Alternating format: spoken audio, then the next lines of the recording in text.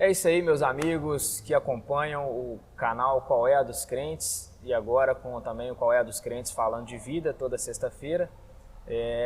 Hoje eu estou com uma pessoa que foi, rapaz, difícil de encontrar, mas eu encontrei. Eu praticamente cacei esse homem, porque eu precisava de fazer algumas perguntas e até que foram enviadas para nós no canal, mas eu tinha uma série de pessoas que poderiam responder essas perguntas, mas não sei por algum motivo eu queria que ele respondesse. Então comecei a minha caçada e hoje consegui estar aqui com o apóstolo Raimundo Pessoa. Apóstolo, muito obrigado por nos receber aqui na sua igreja. Nós estamos aqui no templo da igreja, Ministério Internacional Batista El Shaddai. E nós temos muita história para poder falar aqui, então eu vou tentar ser breve para poder deixar o apóstolo falar. E ele vai nos explicar algumas questões, inclusive a respeito do que é ser apóstolo. Então fica ligado aí no que ele vai falar. Tem muita gente que está criticando aí que esse nome apóstolo não deveria estar existindo mais, né? A igreja judaica, enfim. Vai ser uma entrevista interessante, acompanhe até o final. Se você por acaso não é inscrito no canal, se inscreva aí. Já deixa o seu like para poder ajudar a subir a entrevista para sempre no topo ali para o pessoal estar assistindo e acompanhando. Dá essa força e acompanha aí o Falando de Vida também toda sexta-feira. A entrevista vai ao ar toda quarta-feira e o Falando de Vida toda sexta-feira, ok?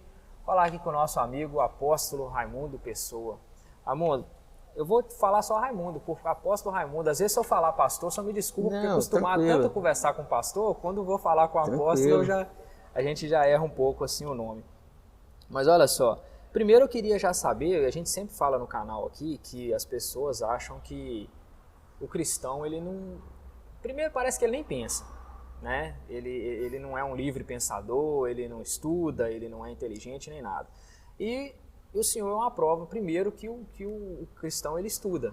Eu queria que o senhor falasse um pouco da sua formação. Eu sei que o senhor é formado em História, Geografia, Arqueologia Bíblica, o senhor se formou em Jerusalém, né? Então o senhor é bacharel em Teologia, então eu queria que o senhor falasse um pouquinho da sua formação, um pouquinho do senhor, da sua igreja. Fique à vontade.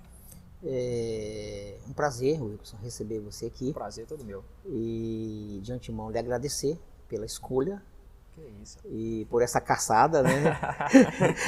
Que achei. As ocupações são muitas, né? Mas é prazeroso tirar esse tempo aqui para receber você com carinho aqui na nossa igreja. Que bom, né? Fico feliz. E com relação à minha formação acadêmica, eu fui seguindo o trâmite, né? Após o término do ensino médio.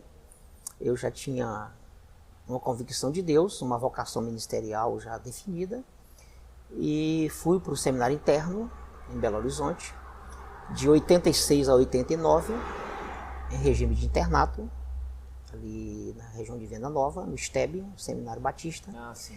E fiz o bacharel em Teologia.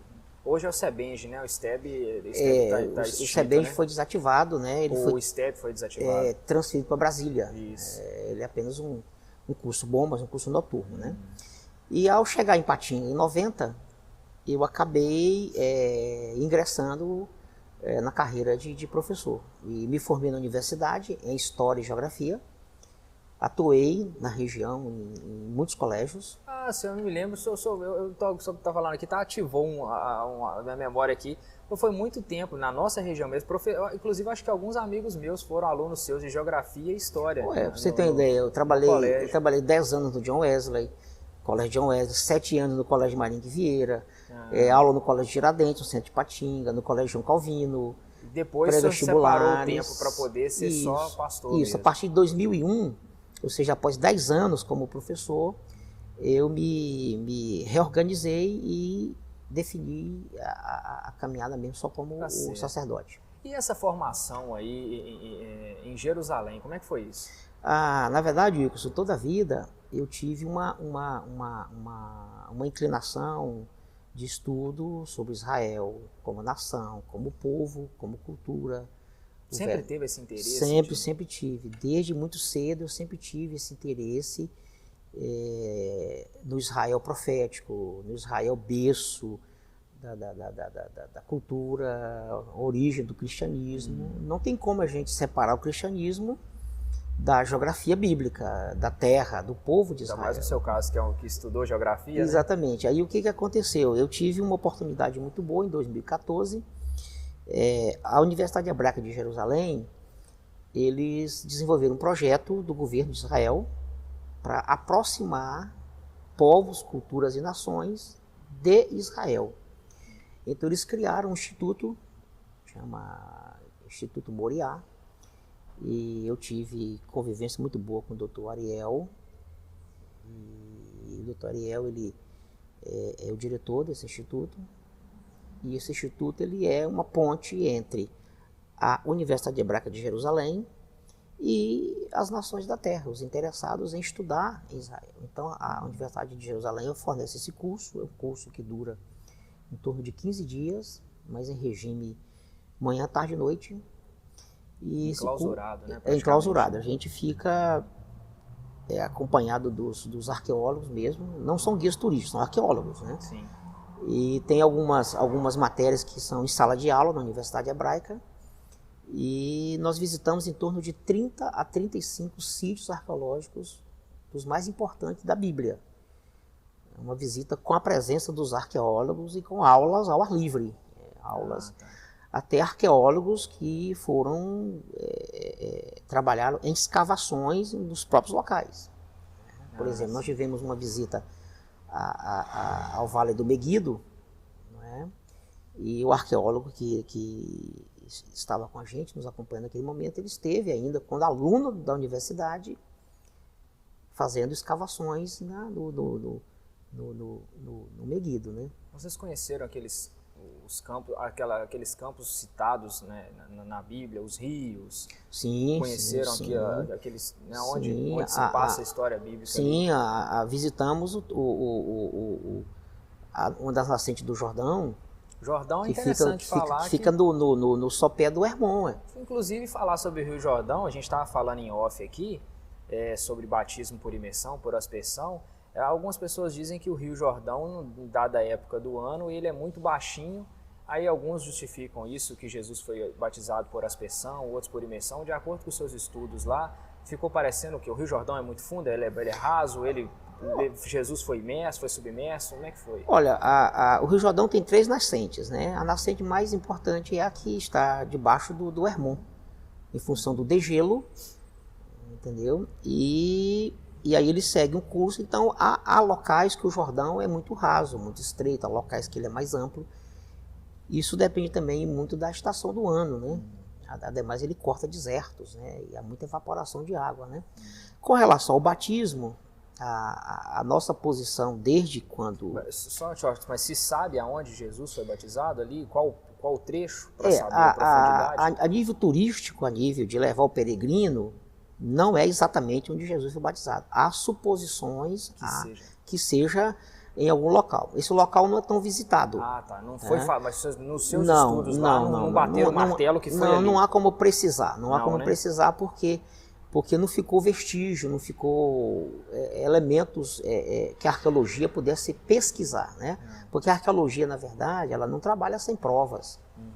A arqueologia não é uma suposição. Eles têm que ter elementos, eles têm que ter fragmentos, resíduos. Então há uma suposição que ele foi batizado em X lugar, mas certeza... Não se tem certeza. Nem se foi por imersão, nem se foi por aspersão? Olha, a partir da etimologia da palavra que a gente usa, a palavra batismo, que significa, um dos significados é imersão, a gente tem a dedução que foi por imersão. É onde a gente ia entrar agora na visão da sua igreja, exatamente. Né? Então eu já imagino que a sua visão seja imersão. Imersão. Pode falar da sua igreja. Imersão porque a gente toma também como fundamento simbológico o morrer para o mundo, o sepultamento e o ato de emergir, o ato de ressurreição. Então o batismo, na verdade, na sua profundidade, não é simplesmente a água, a presença da água, né? Mas é o cidadão, a cidadã que num ato de fé se envolve, se identifica com Jesus. Então, para mim, a maior profundidade é a pessoa em si. E vocês têm o batismo como sacramento ou como Sim. um símbolo? Não, o batismo e a ceia para nós, A enquanto ceia também? Igreja Batista, é realmente ordenança. Ordenança, o sacramento. O sacramento. É porque eu conversei até com o pastor da Luterana, a gente falando sobre isso, algumas coisas eles têm como sacramento também e tudo.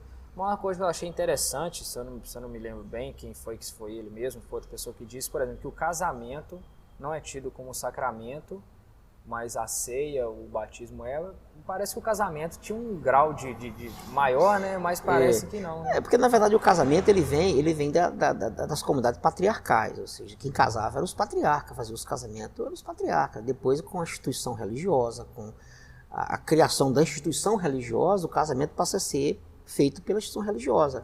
Depois vem a questão civil, o Estado passa a ter o casamento civil. Aí não tem como sacramentar. Então, assim, né?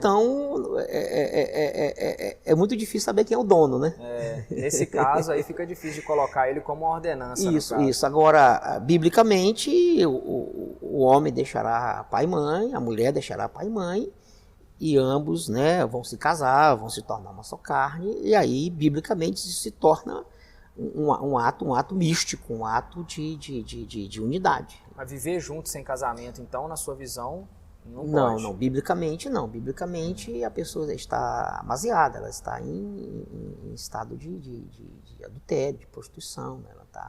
Ela precisa regularizar essa situação, tanto perante a lei brasileira e perante a igreja a qual essa pessoa frequenta, faz parte. É porque isso é um ponto de casamento. Acho que talvez a gente nem tenha falado muito disso aqui no canal. Casamento, pessoas que não são casadas e vivem uma vida cristã. Então, vida cristã, namoro e tal, essas coisas, mas sem casamento não há essa... no pensamento cristão evangélico... Não há como conciliar, porque a Bíblia manda casar. Na verdade, a Igreja Católica também, né? Sim, só que lá o pessoal já anda mais tranquilo. Mas não só católico, mas outras religiões, também. Tudo que é religião faz casamento. Os ciganos casam, Umbanda, Candomblé, todo mundo faz os seus casamentos, conforme o seu credo. A ordem é casar. Conforme o credo da pessoa, ela se casa. E na sua opinião, apóstolo, por que ultimamente o casamento está tão dissolúvel assim? As pessoas já casam vendo que existe uma brecha para pular fora do casamento. Né? Na Bíblia não fala que... Inclusive a Bíblia diz que o homem poderá repudiar sua mulher em razão de adultério. Acho que é o único texto talvez que fale alguma respeito de separação. Mateus 19. Fala sobre repudiar em razão de adultério, mas não fala que pode casar de novo. Isso é discussão na faculdade para muita... Isso dá quilômetros. Dá quilômetros. Então, assim, a pessoa fala assim, olha, pode separar, mas não fala que pode casar de novo. Então, aí alguns defendem, falam, quiser separar, pode até separar, mas tem que ficar sozinho. Ou você fala, não existe isso. Se falou que pode separar, pode casar de novo. Mas aí isso fez, eu imagino que isso fez com que a igreja hoje não fosse mais tão severa no que diz respeito a se manter casado. Qual é a sua visão a esse respeito? A primeira coisa, o início da sua pergunta, na verdade hoje, em pleno século XXI, nós estamos vivendo uma sociedade, de um modo geral, totalmente atípica aos anos 80, aos anos 70, aos anos 60.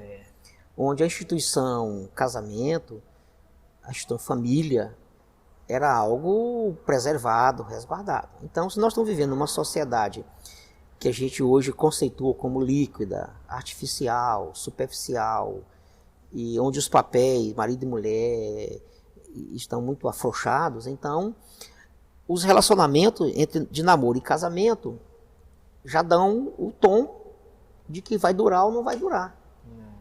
E como a nossa nação aprovou a lei de divórcio, ou seja, o divórcio existe, o divórcio é legal, o divórcio é viável. É então, legal no sentido de lícito e legal no sentido que o povo está gostando. Exatamente. Né? Então, tudo isso traz para a sociedade aquela liberdade, né? Casou, não deu certo, separa. Separou, procurou outra pessoa, achou outra moça e resolve.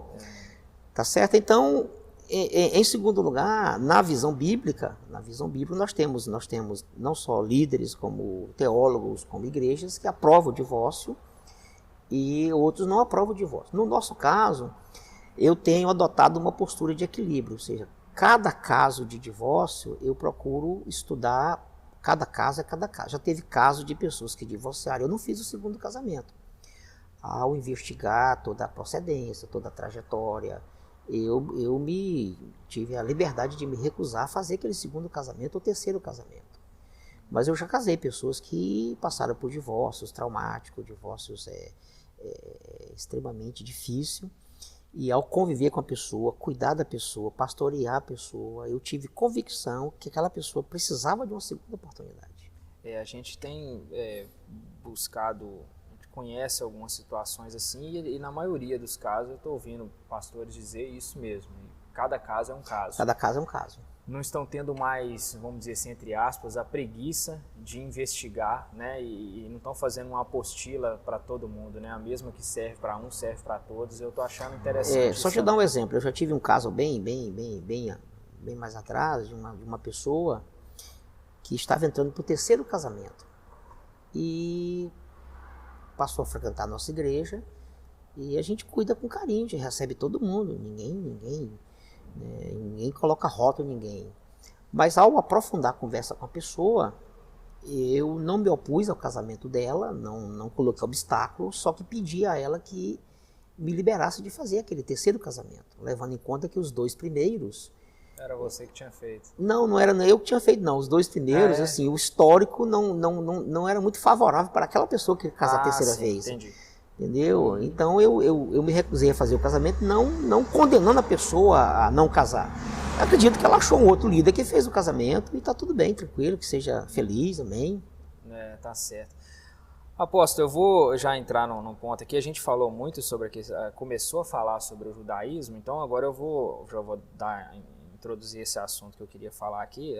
A igreja, né, internacional, Batista El Shaddai, né, vocês têm inclusive essa parte de judaísmo, tá vendo que os irmãos já podem perceber ali que eu tô vindo a caráter em todo lugar, até de barba hoje eu vinha para poder combinar com o apóstolo. Mas a minha barba aqui ainda mal feita é acidental. Mas o meu tá de judeu, eu tô ficando meio judeu, deixando a barba. Eu fui entrevistar o pastor Júnior Calais, eu coloquei tava com a camisa, falei com ele que eu fui mais elegante, porque o assembleiano ele gosta de andar mais elegante, e agora vim entrevistar o apóstolo Raimundo, eu coloquei barba para poder ficar judeu também. Então, a igreja judaica, pastor, hoje em dia a gente vê muita gente falando disso, que virou moda as igrejas estarem judaizando os membros da igreja, trazendo uma cultura judaica mesmo sendo brasileiro, e hoje aqui, né,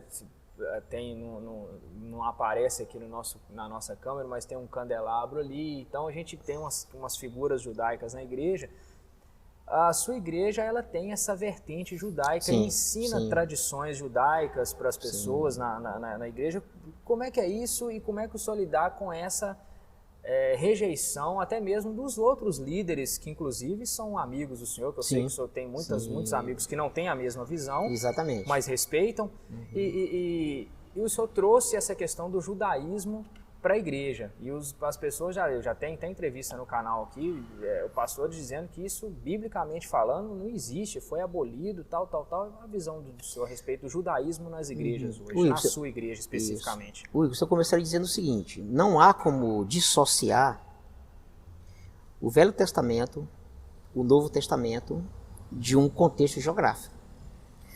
Todo o desenrolar da Bíblia, com exceção de Atos e as igrejas que Paulo vai abrindo em suas viagens, elas estão ligadas a uma geografia chamada Nação de Israel, povo de Israel. Não tem como levar Jesus para nascer em outro lugar. Jesus nasceu em Israel. Não tem como levar Jesus para nascer em outro lugar. Não tem como. Você não tem como interpretar toda a escritura bíblica, toda a Bíblia, e eliminar Israel, você achar que Israel não existe. Agora, qual é o ponto de convergência? Numa hermenêutica equilibrada, numa hermenêutica salutar, qual a minha visão, o nosso viés? Nós temos as festas bíblicas, principalmente Páscoa, Pentecoste e Tabernáculo, são as três principais. Festas que, no Velho Testamento, as nações da terra afluíam a Jerusalém para as festas bíblicas. Páscoa é saída do Egito, Pentecoste é a vinda do Espírito Santo. E tabernáculo aponta para a segunda vinda de Jesus. Agora, o que ocorre? Casamentos fazem no estilo judaico com alguns detalhes. Não tem como fazer isso 100%. A não ser, se faz isso 100% numa sinagoga judaica. A gente adiciona alguns elementos que dá ao casamento judaico messiânico uma visão muito interessante até. Então, o que aconteceu do início do século para cá? Ao aflorar essa releitura de Israel, essa releitura da visão de Israel, essa releitura das festas bíblicas, nós tivemos duas tendências. Pessoas que de repente se descobriram judeus, se descobriram com sobrenome judeu, se descobriram com ascendência judaica. E aí está aqui usando o kippá na cabeça, talite no ombro, acendendo o menorá para aqui e para ali, e andando como judeu, barba como judeu, se vestindo como judeu. Isso aí eu sou terminantemente contra. Esses equipamentos você não Isso. usa, não? O kippá, eu posso usar a nível cerimonial. Eu posso ter uma cerimônia aqui na igreja e usar o kippá, o talite, simbolicamente. Agora, andar pela rua fora, ficar dentro de casa, viver como um judeu. Exatamente. Eu tive Israel já 3 vezes e nem tudo que é judeu lá tá andando com um talite no ombro. Nem lá? Não, nem lá tá todo mundo andando com isso, não. Lá tem judeu que não sei nem se tem que ir para na casa dele. Então tá parecendo que o pessoal tá querendo fazer graça, né? Então lá em Israel, os judeus ortodoxos, os judeus que fazem parte daquelas ordens religiosas, que lá existem muitas ordens religiosas dentro do judaísmo ortodoxo. Então eles se vestem a caráter. Entendeu? Mas a grande maioria não anda com kippá nem com talite, não anda com a menorada pendurada no pescoço, entendeu? Então, essa primeira vertente de exagero, de andar a caráter, eu sou terminantemente contra, eu acho desnecessário. O segundo viés foi, nós vamos adotar o quê? Adotar o conteúdo bíblico simbológico. Por exemplo, eu posso fazer uma festa da Páscoa aqui, sem precisar matar um cordeiro. Não preciso matar um cordeiro, não preciso sangrar um cordeiro, eu não preciso fazer um altar de pedra e imolar um cordeiro e queimar. Eu não preciso fazer isso. Mas eu posso muito bem fazer uma festa da Páscoa e tirar a mensagem espiritual, a mensagem bíblica da Páscoa, que está em Êxodo. Eu posso muito bem fazer uma festa de Pentecostes e extrair de Atos 2 a mensagem do derramado do Espírito Santo, baseado em Joel 2. Eu posso muito bem realizar uma festa de tabernáculo e abordar a expectativa da igreja, do arrebatamento, a expectativa da igreja da volta de Jesus. A volta de Jesus, acho que, sem querer te cortar, mas já te cortando, acho que a questão vem muito disso, então, da maioria da crítica, vamos dizer assim, né? Se pode chamar de crítica, mas é pelo fato de que depois que Jesus veio, acabou isso, né? Exatamente. E aí as pessoas dizem, olha, nós vivemos debaixo da graça depois do Novo Testamento, mas aí o senhor disse no início que não tem como desassociar. Não tem como. Por exemplo, no calendário judaico, as festas bíblicas todas existem. O calendário judaico não é o mesmo calendário romano que nós usamos hoje. Mas isso não passou com a morte de Jesus? Sim, mas o que eu estou tentando te mostrar é o seguinte, é que eu posso muito bem, no calendário judaico e no calendário romano, juliano que a gente usa, eu tenho uma data. E aquela data se celebra a Páscoa. Eu posso muito bem, e é o que nós fazemos, por exemplo, agora mesmo em junho a gente vai celebrar Pentecostes. Qual a ênfase que é dada? Ao derramar do Espírito Santo. A ênfase não é os feixes, os ramos, a colheita. A ênfase não é a questão histórica, cultural de Israel. A questão é o derramar do Espírito Santo. Sim. Porque o derramar do Espírito Santo, ele é, conforme Efésios 5,18, né? Enchei-vos do Espírito, ou seja... Não, mas eu digo antes, você falou que os costumes, né, do Velho Testamento não tem como desassociar, né, o Evangelho do Velho Testamento. Sim. O que eu digo é o seguinte, com a morte de Jesus e a questão do Novo Testamento e tudo, o Velho Testamento não ficou para trás? Não, o Velho Testamento não. O que ocorre com o Velho Testamento é o seguinte, numa hermenêutica bem equilibrada, em todo o Velho Testamento, desde Gênesis a Malaquias, nós temos coisas ali escritas, nós temos ali detalhes que foram para Israel. Nós não temos como sacrificar animais, não temos como fazer sacrifício. Mas eu posso celebrar espiritualmente o sacrifício do Cordeiro de Deus que tira o pecado do mundo. Eu posso pregar sobre ele, eu posso falar sobre ele e aplicar ele a todos os sacrifícios do Velho Testamento. Então, Jesus, ele cumpriu tudo aquilo. Mas eu não posso pegar o Velho Testamento e rasgar. Eu não posso anular, rasgar, jogar no lixo. Tá certo?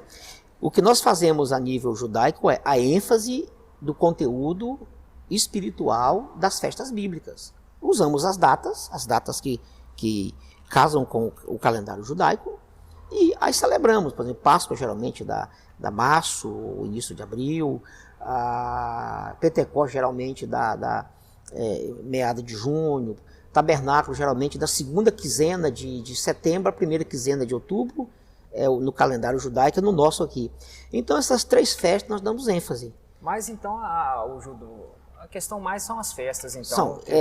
Inclusive, por exemplo, os símbolos, né? A menorá. A menorá nós damos ênfase não a tê-la em casa, a acender em casa a menorá, o candelabro de 7 artes. Nós não mandamos para dentro de casa, para casa de cada discípulo nosso, uma menorá. Tem que acender, tem que colocar no altar, tem que colocar em cima da mesa. Nós não temos que ter em casa, cada um vai ter que ter um quipá na sua casa, um talite, só pode orar com talite e com quipá. Não, e isso tudo não é norma, isso tudo não é invenção. Você está entendendo? A ênfase que nós damos a menorá é a mensagem que ela tem ao estar no lugar santo. Qual a função da menorá no lugar santo? Ela era acesa para quê? Ela iluminava o quê?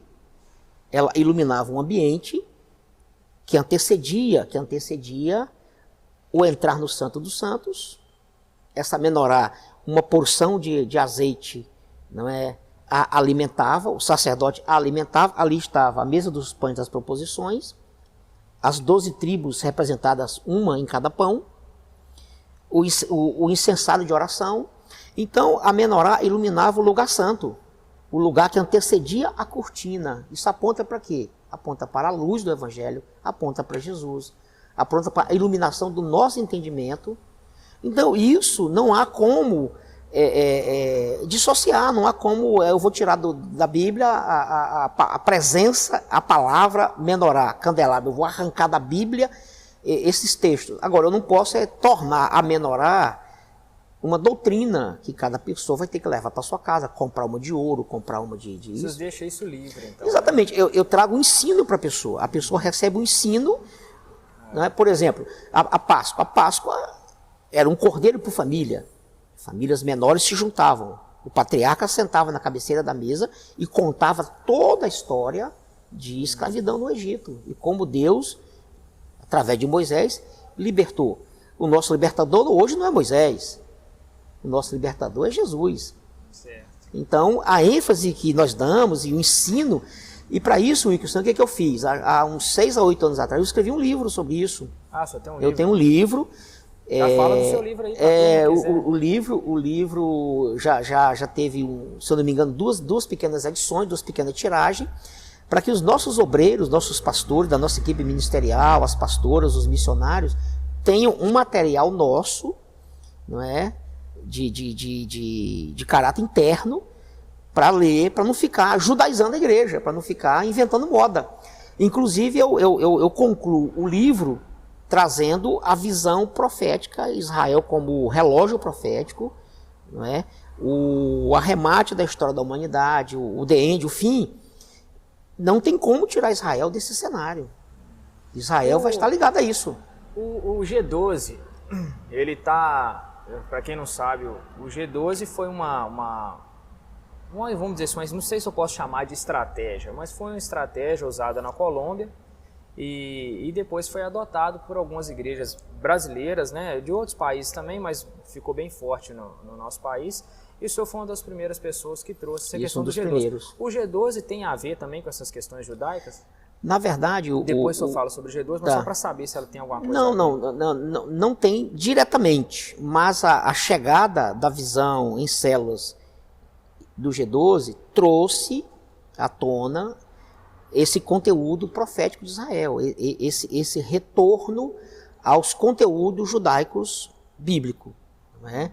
Numa espécie de desromanização, ou seja, a gente estava muito contaminado com conceitos romanos, muito contaminado, tá certo? Então, a igreja de célula, no modelo dos 12, que é o G12, trouxe a luz, a clara, tudo isso, veio o pacote. E o que foi exatamente o G12? O que é o G12? Porque vocês ainda são Sim, da sim. doutrinam ainda as pessoas no G12, Sim, né? sim. O que é isso? Porque hoje, muito dos que aderiram ao G12 na época, que o senhor foi um dos precursores nessa região aqui, muitos abandonaram. É verdade. Né? Não são mais ligados a essa questão da visão do G12. Não estou dizendo nem a visão em células, porque a visão em células, muitos estão ainda, só deram outros nomes, como pequenos grupos, Grupo de crescimento, grupo de interesse, ramificação. Isso. Então tem vários nomes, mas basicamente são as células. Mas o G12 ele é muito mais do que células.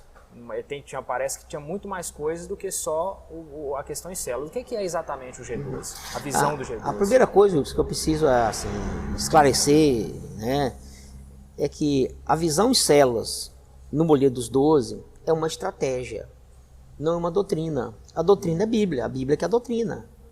A doutrina bíblica continua a doutrina bíblica. Deus, homem, Jesus, o homem, pecado, salvação, arrebatamento da igreja, batismo, ceia, pecado, perdão, arrependimento, novo nascimento, mudança de mentalidade.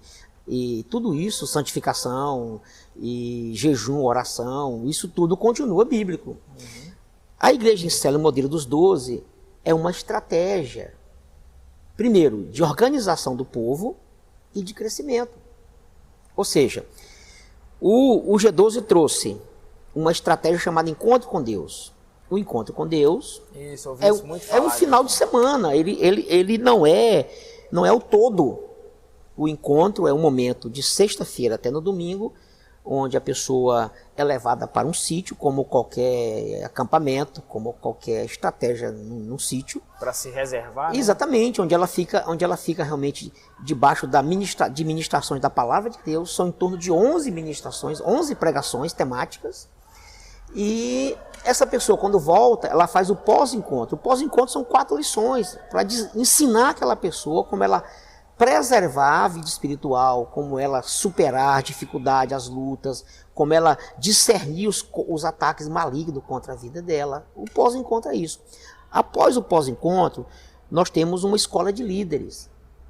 A nossa escola de líder aqui, ela tá composta de 3 módulos, dura em torno de 90 a 100 dias. E esses módulos, eles são para treinar o líder de célula. É um treinamento básico, elementar, de noções de liderança, de como conduzir uma célula, como abrir, como implantar, como dirigir, como manter. E o ponto mais avançado é o discipulado dos 12, ou seja, o discipulado de pessoas, geralmente o casal, o pastor e a pastora, discipulam pessoas, o marido, homens, a pastora, mulheres, para que essas pessoas discipulem outras pessoas. Por exemplo, hoje o MDA. O MDA é um modelo de discipulado que vem de apoio do G12. No MDA, uma pessoa discipula a outra, é uma cadeia, cada um discipula um, ininterruptamente. No G12 ou M12, são 12 pessoas que discipulam 12. E esses 12 discipulam outros, e assim por diante. Na verdade, é uma cadeia de relacionamento na intenção, no projeto, de cuidar da pessoa.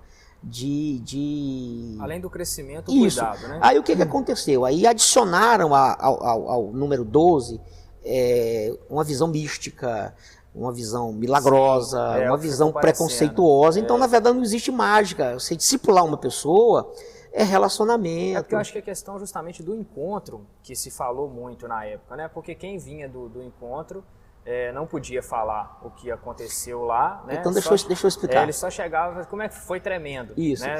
Aí criou essa mística, não podia falar o que aconteceu lá. Uns diziam, não é para falar porque você vai ter oportunidade de ir para você não perder a surpresa. Aí outros diziam, não, porque aí outros já depois falaram, não, eu fui e lá acontece muita heresia e não sei o quê. Como é que é isso aí? Olha, a questão do encontro é muita interpretação e desinformação. Por exemplo, eu já participei de encontro de casais eu já participei de estratégia para casais, com a minha esposa, que a gente também não pode contar. Entendeu? Eu também já participei. Exatamente. Ela só não conta para o outro casal, porque ele vai participar. Exatamente. Também. Então, o que aconteceu? No encontro é a mesma coisa. No encontro tem estratégias lúdicas, como dramatização, você tem... Falaram muito da Via Crucis, que foi uma heresia, que faziam Via Crucis lá, sim. E aí meteram a lenha. Exatamente. Então, por exemplo, a gente pode fazer muito bem uma dramatização na igreja, de alguém representar Jesus, colocar uma cruz no ombro, alguém chicoteando, e uma peça teatral, né? E todo mundo na igreja aplaude. E no sítio, não pode fazer? Heresia. É isso que eu estou tentando dizer para as pessoas, né? Então a questão do encontro, ela foi muito mistificada. Não tem nada de misticismo. Então. Não tem nada de místico. Nós estamos fazendo encontro com Deus. Falar em regressão.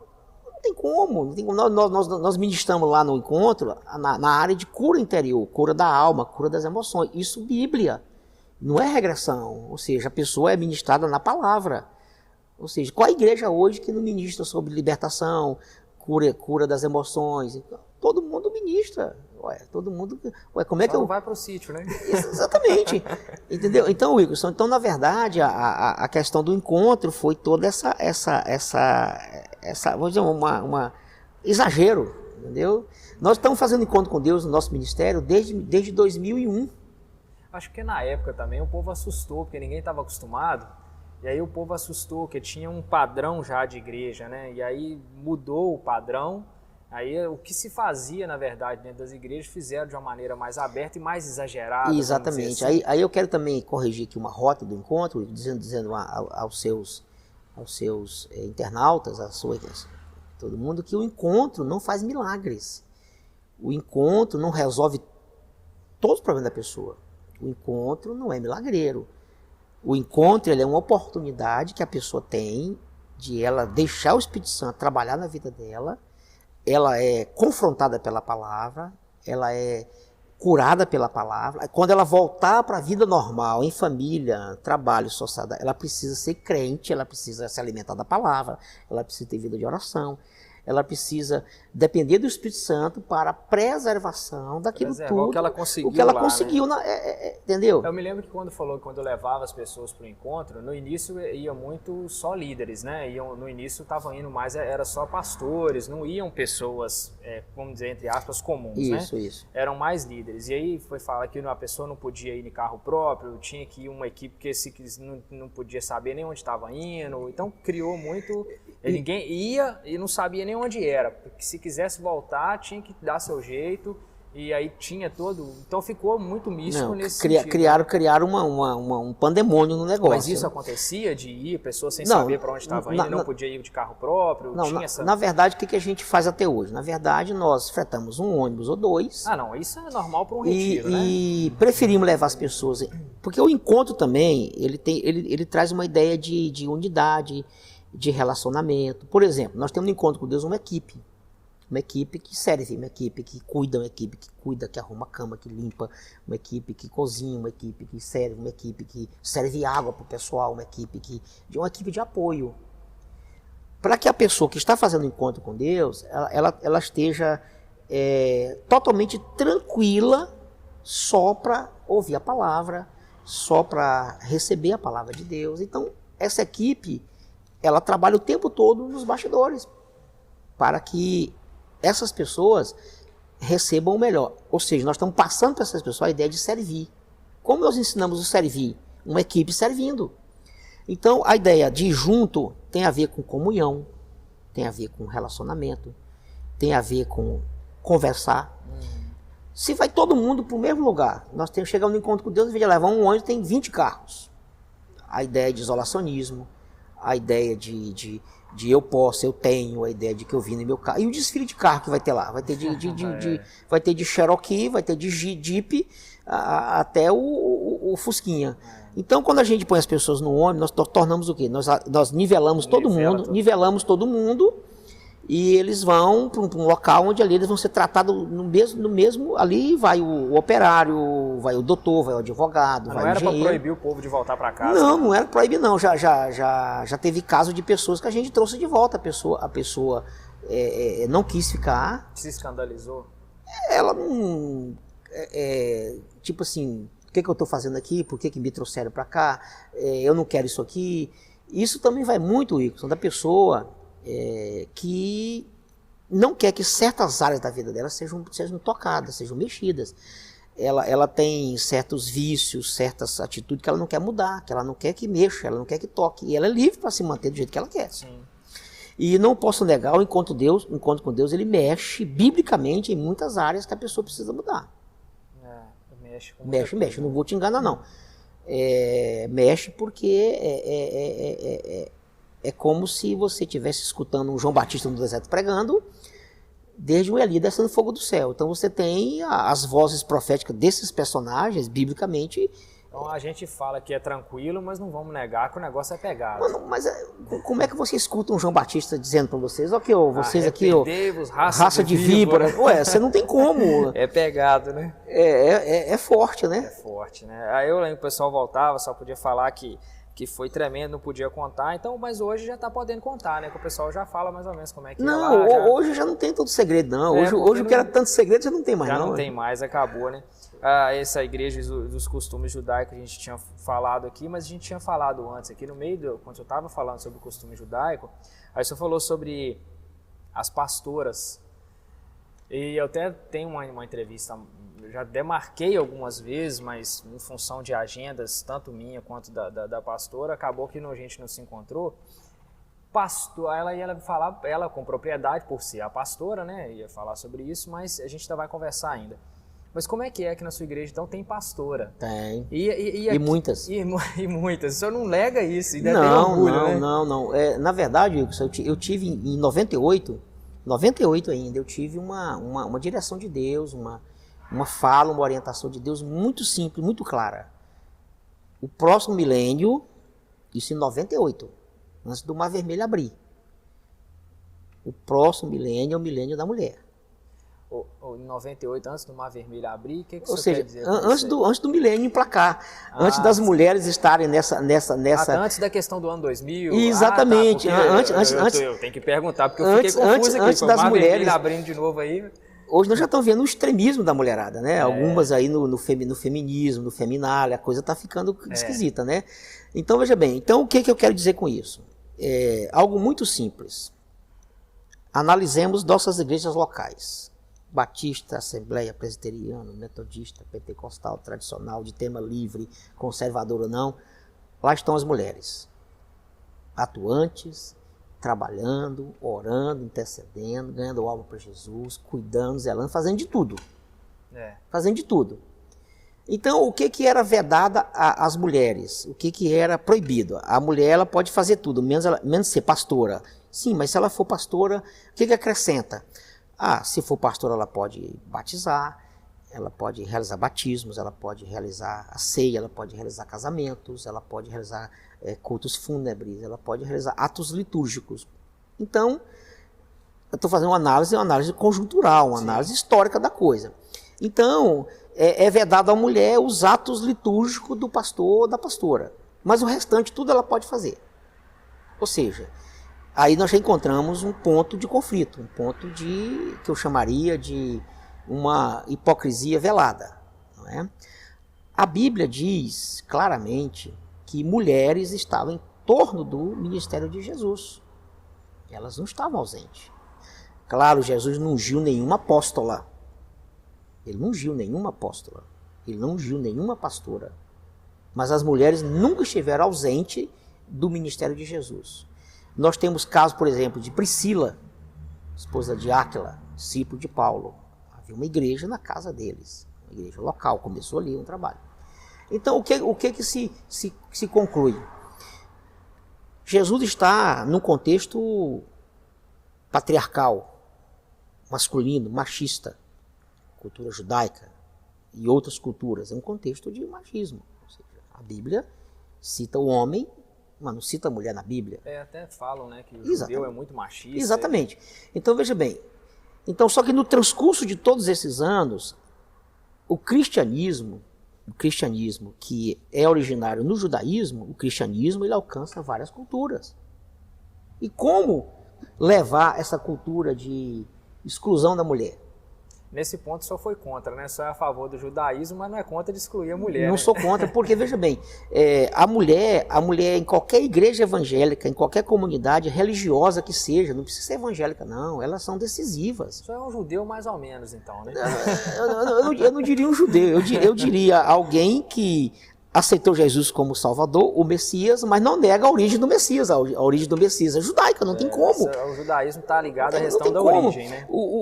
Então, o que aconteceu? Então, eu comecei a analisar tudo isso e comecei a entender. Então, desde o ano 2001, que ordenamos pastoras no nosso ministério. Mas como é que é esse negócio? Porque estou fazendo aqui a pergunta tradicional, né? Uma mulher, a Bíblia diz que o homem é o cabeça, né? Acho que o que mais vai pegar vai ser essa questão. Sim. Isso aí, inclusive, os movimentos feministas ficam bravos com esse negócio de falar que o homem é o cabeça. Mas aí a Bíblia diz que o homem é o cabeça e coloca uma pastora que ela está liderando um monte de homens, ou seja, a cabeça ficou a mulher e não os homens. Então, aí dentro de casa, a mulher é pastora e o marido não é pastor. Então, o marido tem que submeter a autoridade pastoral da mulher, mas ela tem que submeter a autoridade do marido. E como é que... Isso é muito fácil de resolver. É mesmo? É muito fácil. Rapaz, que bom, Não, é muito fácil de resolver. O grande problema está no preconceito, está no ser humano que analisa. Então, veja bem, por exemplo, nós temos aqui no nosso ministério alguns casos de mulheres casadas que têm um marido, mas a pastora da igreja é a mulher.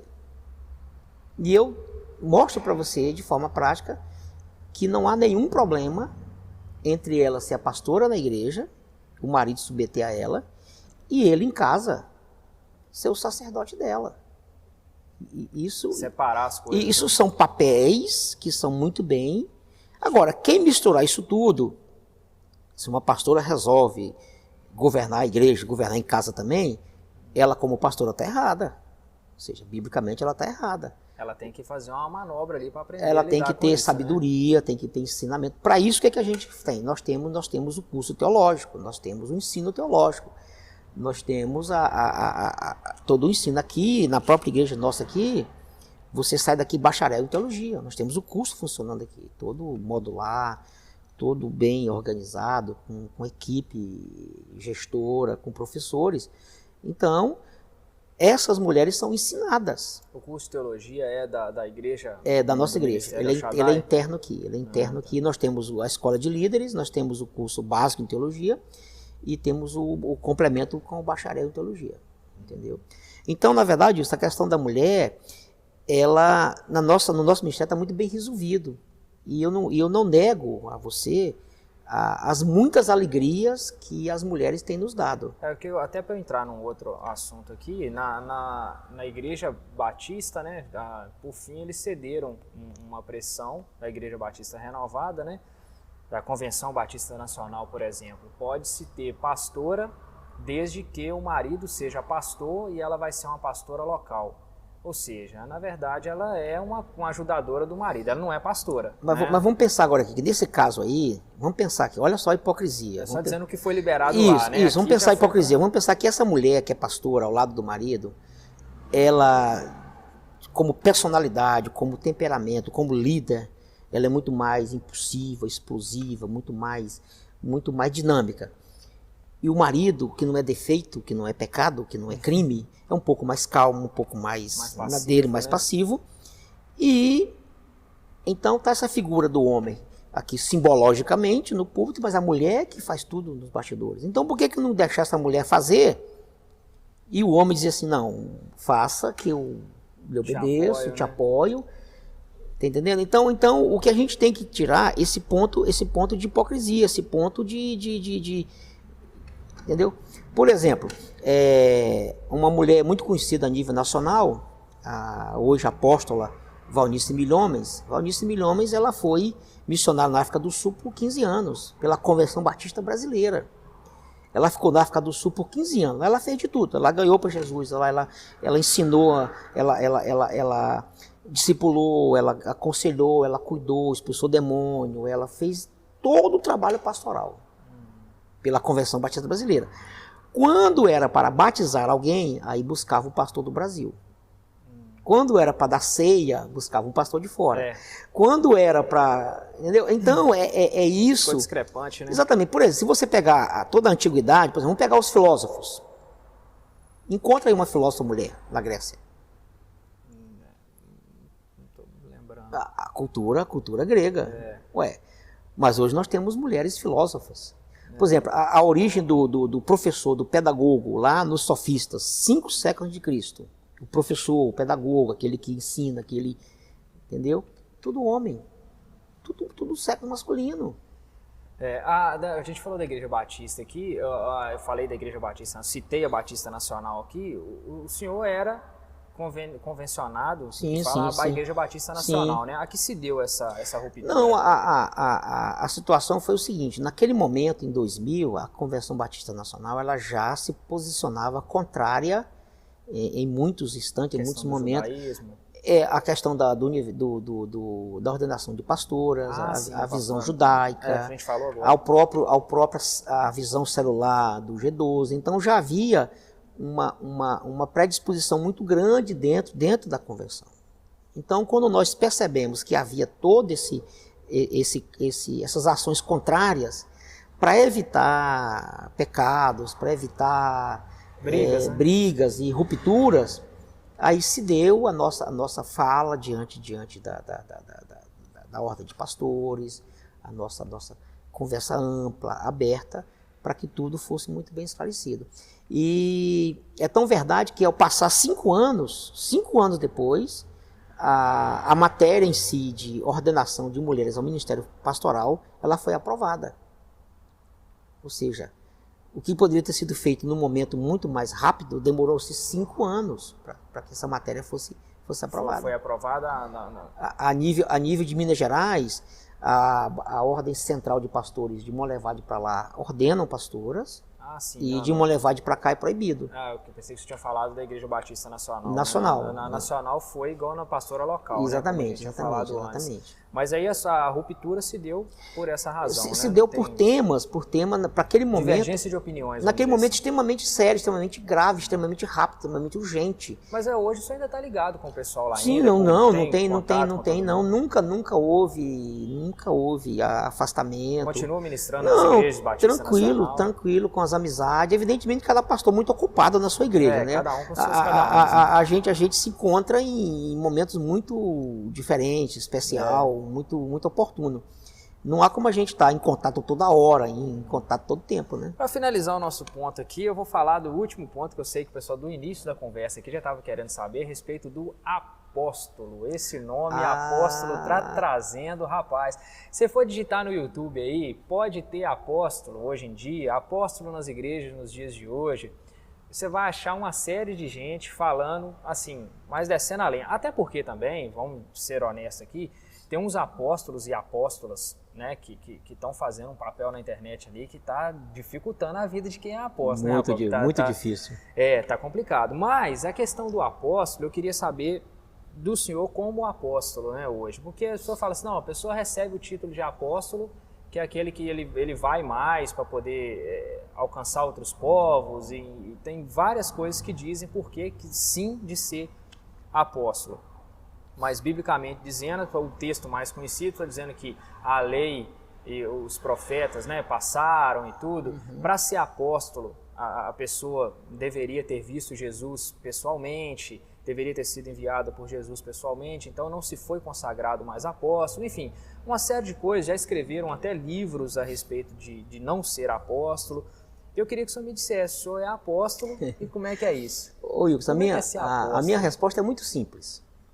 Porque a pergunta pareceu complicada. Mas a resposta é sim. Por exemplo, a Bíblia diz em Efésios 4:11, carta de Paulo aos Efésios, capítulo 4:11, o verso 12. Diz assim o texto: Deus escolheu, Deus designou uns apóstolos, evangelistas, profetas, pastores e mestres, que a gente chama de os 5 dedos, né? Começa com apóstolo até o mestre. Veja bem, desse texto aqui, a gente pega o apóstolo Isso é uma hierarquia? Não é hierarquia, são dons ministeriais. Aí a gente pega aí, a nível crítico, a nível do embate, a nível da negativa, a gente pega o apóstolo e esse não pode. Aí tem o evangelista, tem o profeta, tem o pastor e tem o mestre. Aí no verso 12 de Efésios 4 diz assim: tendo em vista o aperfeiçoamento dos santos. Então nós temos que diferenciar primeiro, se o versículo trata de dons ministeriais, não está tratando de títulos, de comenda.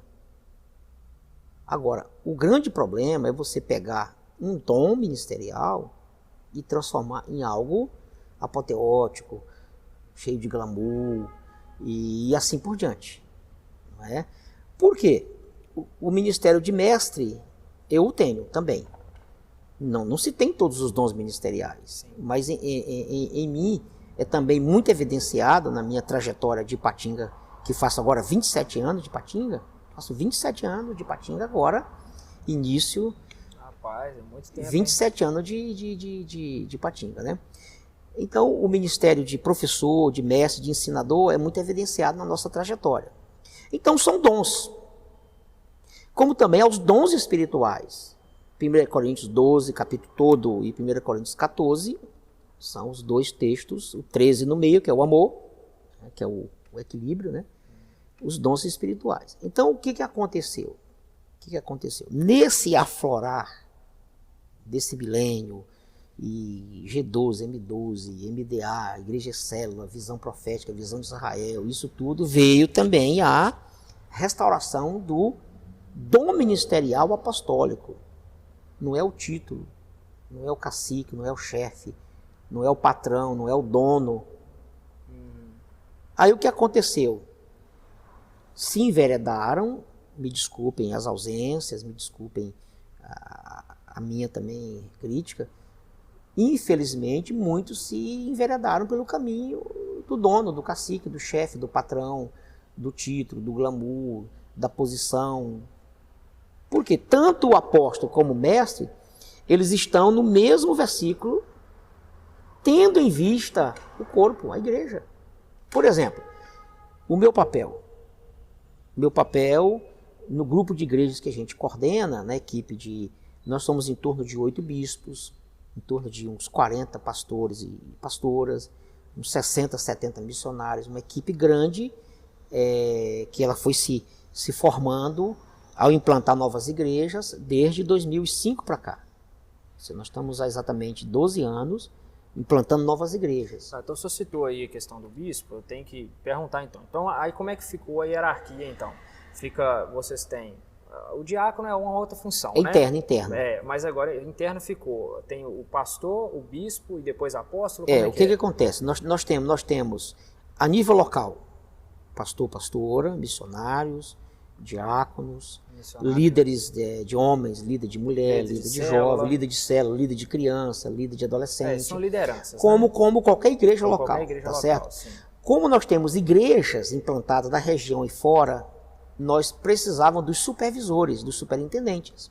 Que serão os pastores. São os bispos. Os bispos são... Pastor, então, não tem mais? Não, o pastor da igreja local. O pastor da igreja local. Então, os bispos, na verdade, eles são tanto pastor de igreja local, como bispos, responsável pelos pastores. Pelo grupo de igreja. Por exemplo, nós temos bispo que cuida de 5, 6, 8 igrejas. Ou seja, ele tem a igreja local dele, ele é pastor local.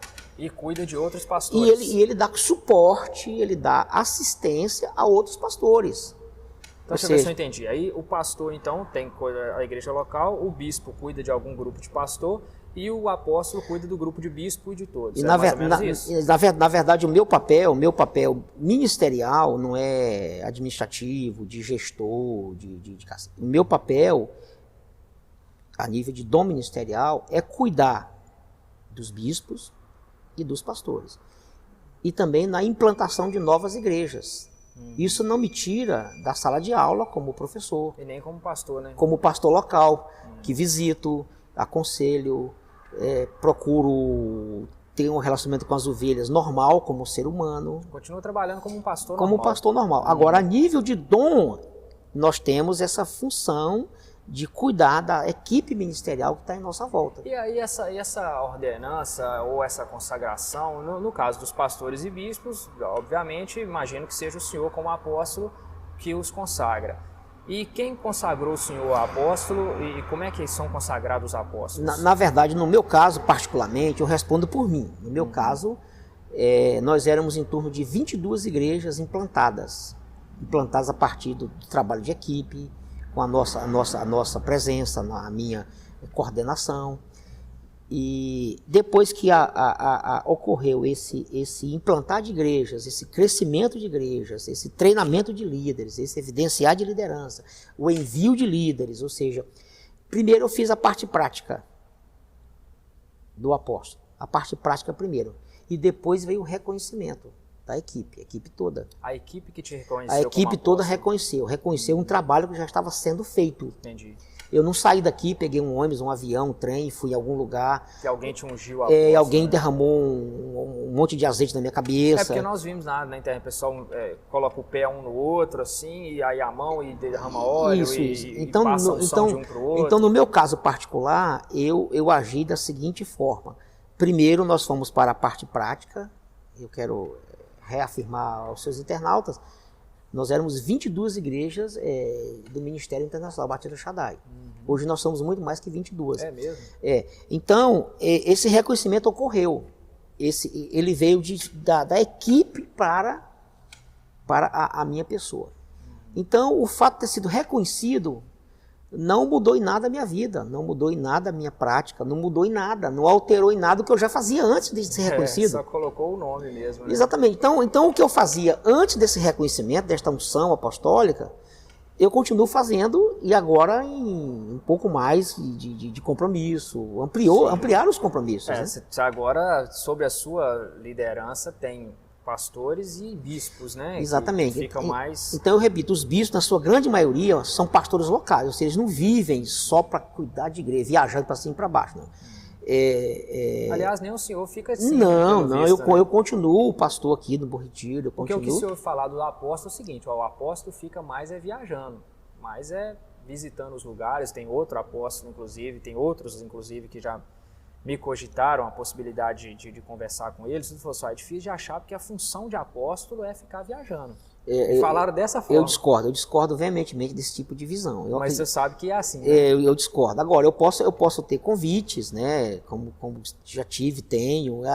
De um certo tempo para cá eu tenho recusado muita coisa, porque a demanda interna aqui nossa, a demanda local aqui, a demanda regional, ela é muito grande.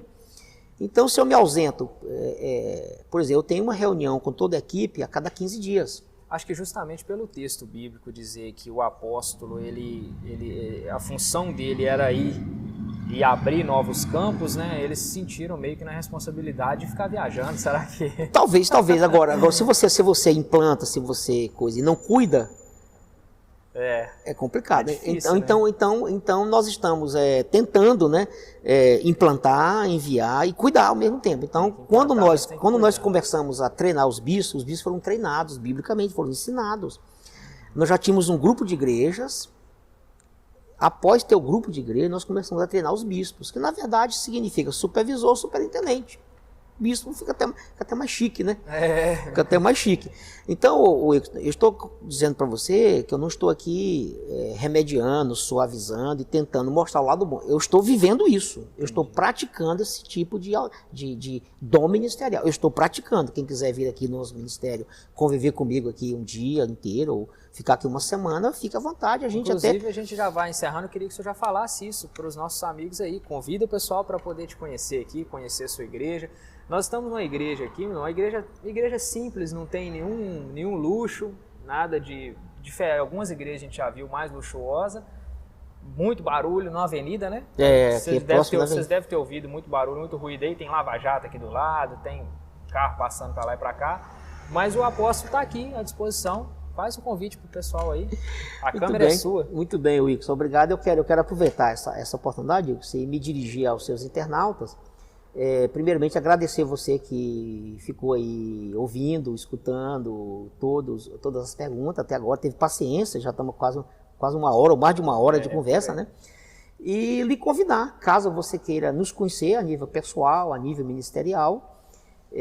Nós estamos aqui no bairro Embaúbas, aqui ligado ao Bom Retiro, aqui perto do bairro Horto, está tudo aqui ligado, aqui emendadinho, na Avenida Paládio, número 76.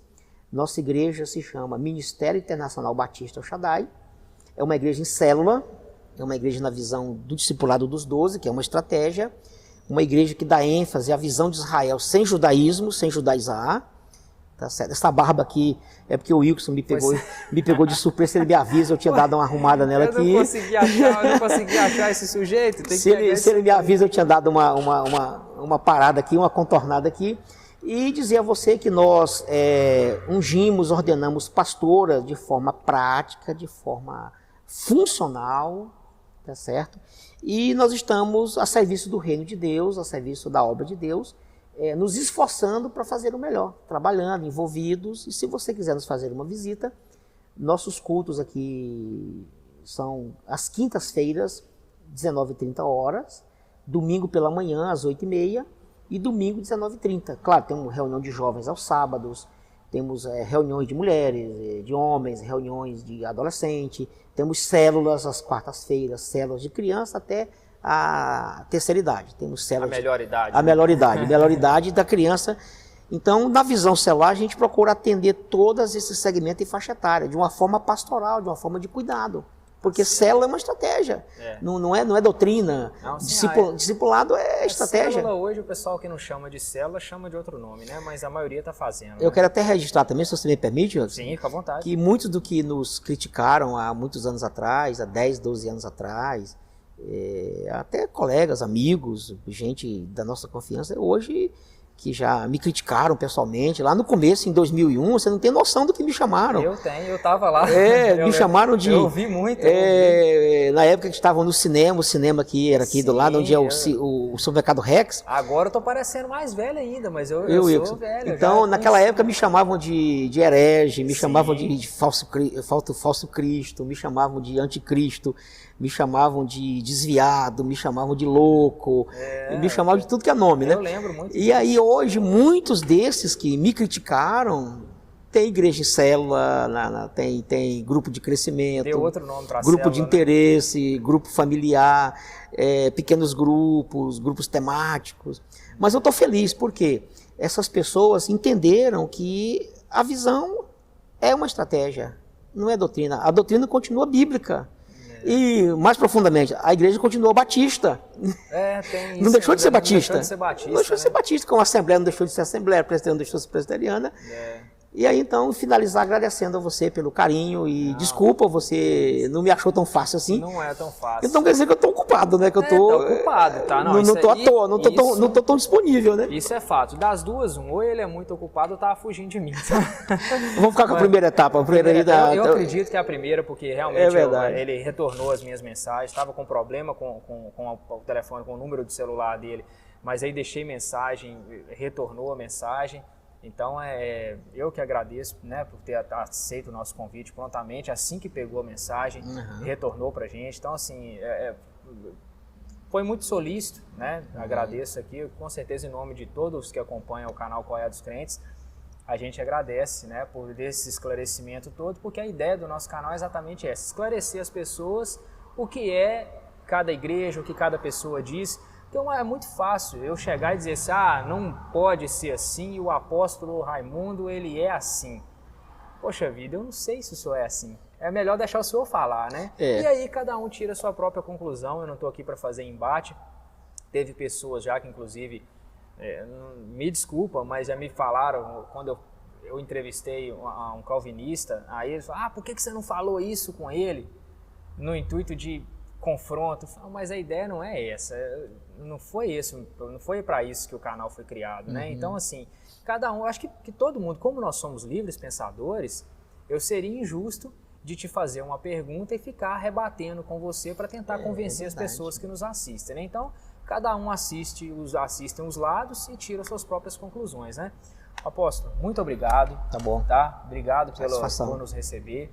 Espero que talvez, quem sabe, em breve tenhamos uma nova conversa. Podemos abordar outros temas, abordamos outros temas, né? E quando o senhor quiser também, tiver aí uma festa, um encontro. Eu falei, Wilkerson, você podia fazer uma entrevista com a gente lá, para a gente poder divulgar? Entre em contato também, vai ser um prazer, a gente faz também, a gente bater um papo, mostrar. E o canal está aí à sua disposição para que a gente puder ajudar, para levar o conhecimento às pessoas, como na semana passada nós postamos, né, publicamos aí o pastor Alisson, que é meu amigo, gosto do meu pastor Alisson. Ele falou que esse canal é um canal para disseminar conhecimento. Eu gostei demais ele ter falado isso. Não, disseminar. Disseminar eu gosto muito de uma máxima do John Stott que diz assim, crer também é pensar. Então convido o pessoal da sua igreja a se inscrever no canal aqui e a deixar muito o bem, like pessoal. lá. Então eu quero que vocês acessem esse canal aqui do Wilkerson. Se inscreva. Se inscreva, participe, multiplique essa entrevista aí, compartilhe essa entrevista nossa aí. E vamos disseminar a palavra, disseminar as ideias.